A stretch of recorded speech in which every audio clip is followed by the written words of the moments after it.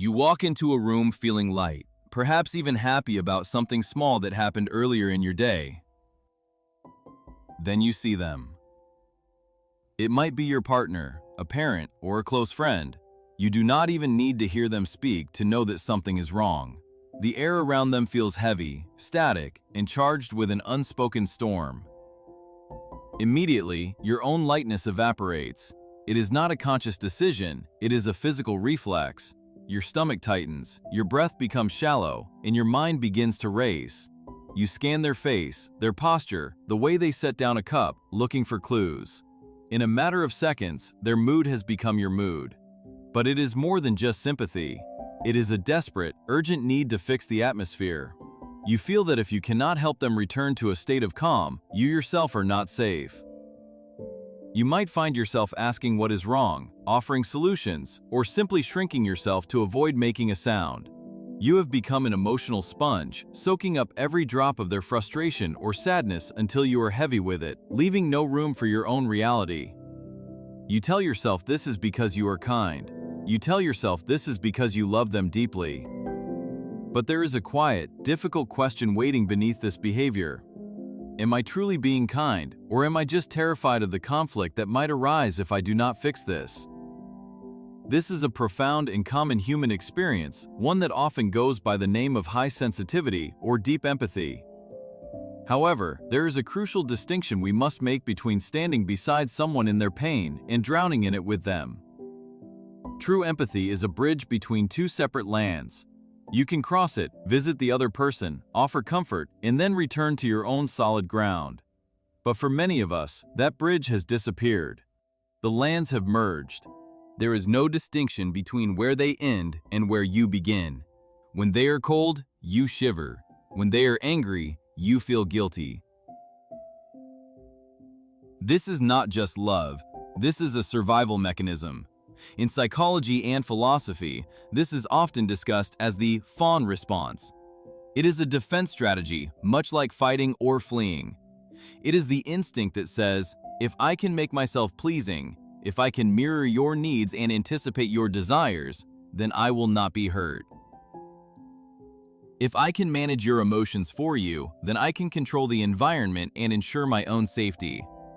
It is a brilliant adaptation, often learned in childhood, but in adulthood, it comes at a terrible cost. The cost is the slow, silent erasure of your own self. Think of your inner world as a house. For most people, the house has walls and a front door. They can choose who enters and when to open the windows. But for those of us who struggle with this kind of merging, it is as if the house has no walls at all. The weather outside simply blows through the living room. If it is storming out there, it is storming in here. You have no shelter. This lack of boundaries is often mistaken for openness, but it is actually a form of defenselessness. You are not choosing to let the world in, you simply do not know how to keep it out. This shows up in the smallest details of our lives. You might agree to plans you dread because you cannot bear the momentary disappointment in someone's voice. You might apologize for things you did not do, simply to smooth over a rough patch in a conversation. You might find yourself exhausted after a social gathering, not because you are introverted, but because you spent the entire time regulating the energy of everyone else in the room, making sure they were comfortable, entertained, and validated, while you yourself disappeared. We often tell ourselves a story to make this behavior feel noble. We say, I just feel things very deeply. And while that is true, the inability to screen out the feelings of others is not a spiritual gift. It is a wound in the boundary of the self. If you are always feeling what others are feeling, you never have the chance to know what you are feeling. You become a mirror, reflecting the world back to itself, but with no image of your own. There is a philosophical tragedy in this. To love someone authentically, there must be two distinct people present. If you disappear into the other person, there is no you left to do the loving. There is only a panic to appease.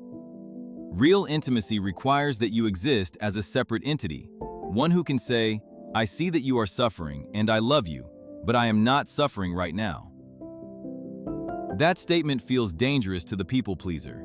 It feels like betrayal, but it is actually the foundation of emotional health. So how do we begin to rebuild the walls of our house without becoming cold or distant?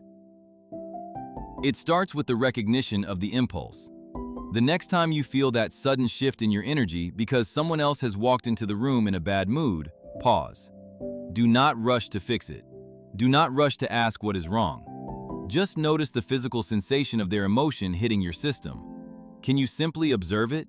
Can you say to yourself, "This is their storm. I am standing on the shore"? You can try a soft visualization.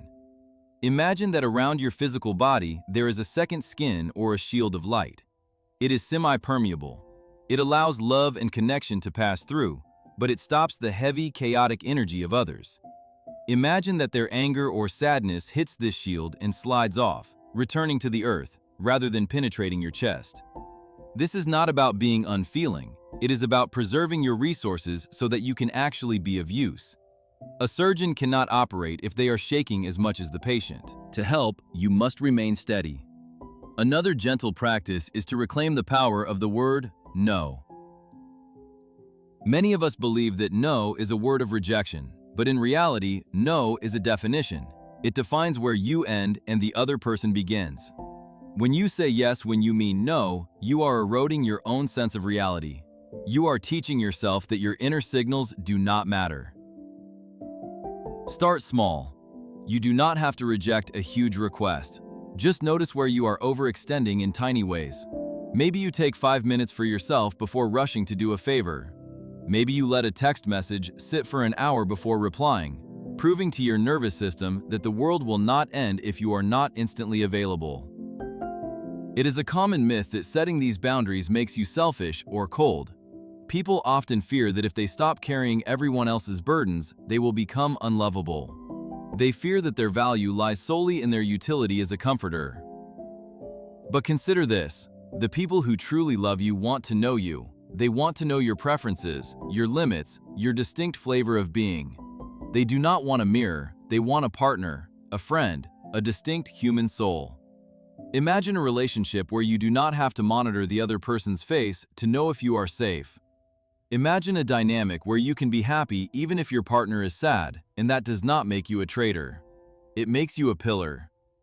When you are grounded in your own emotional reality, you become a safe harbor. You are no longer drowning in the water with them, you are the one on the dock throwing the rope. You are more helpful, more loving, and more present because you are not exhausted by the constant labor of managing the universe. As you move through your week, try to ask yourself this quiet question when you feel the urge to merge with someone else's experience. What am I feeling right now, separate from them? It might be hard to answer at first. You might find blankness. That is okay. It takes time to rediscover the voice that has been silenced by years of accommodation. But slowly, the walls of your house will rebuild. You will be able to open the door and invite people in, or keep the door closed and enjoy the solitude. You will realize that empathy is not about disappearing. It is about witnessing another person's humanity without losing hold of your own. And in that space, real, sustainable love finally becomes possible. How would it feel to let someone else carry their own heavy feelings for just an hour, trusting that they are strong enough to handle their own life?